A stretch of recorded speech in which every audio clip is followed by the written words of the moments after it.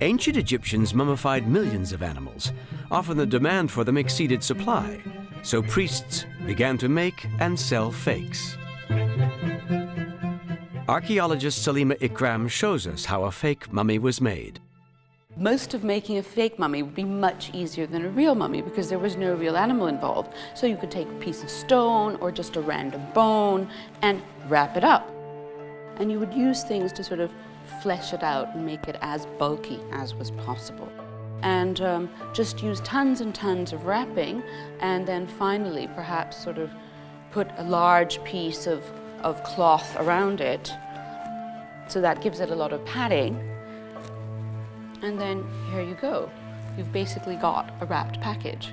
And then you can tie it up, and then depending on what it was, you could maybe even put a more elaborate exterior on it, which is in fact quicker to make than a real mummy. But that's basically how you make a fake mummy.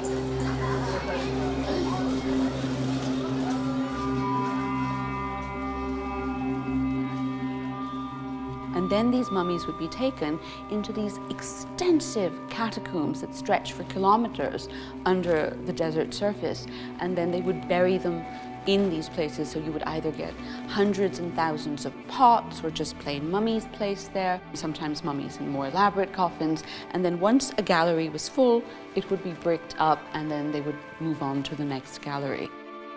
We even have a text from the 4th century BC. It's called the Archive of Horror, and it talks about how there's been various things being done, like mummies have been faked and the priests are not being completely honest, and some of the priests were in fact tried and punished for what they did because they weren't putting the god or the mummy into the pot, or they were skimming off finances and things. So in fact it was quite a big business in the ancient world.